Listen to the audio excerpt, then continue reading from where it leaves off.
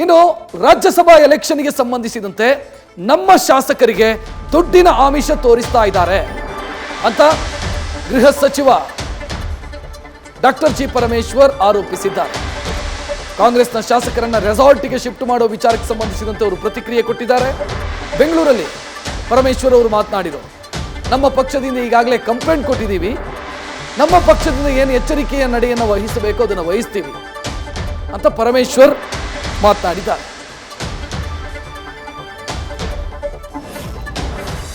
ಈಗಾಗಲೇ ನಾವು ಕಂಪ್ಲೇಂಟು ಕೊಟ್ಟಿದ್ದಾರೆ ನಮ್ಮ ಪಕ್ಷದಿಂದ. ಅವರು ಬೇರೆ ನಮ್ಮ MLS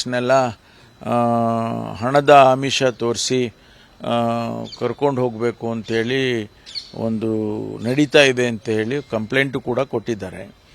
ಅಂದರೆ ಏನೋ ಒಂದು ನಡೀತಾ ಇದೆ ಅಂತ ಅರ್ಥ ಆಗುತ್ತೆ. ಅಲ್ಲ, ನಿಮ್ಮ ಗೃಹ ಇಲಾಖೆಗೆ ಏನಾದರೂ ಆ ಥರದ್ದು ಅಲ್ಲ, ಆ ರೀತಿ ಏನಿಲ್ಲ. ಬಟ್ ನಮ್ಮ ಇದರಲ್ಲಿ ಕಂಪ್ಲೇಂಟ್ ಬಂದ ಮೇಲೆ ಅದನ್ನು ಗಮನಿಸಬೇಕಲ್ಲ.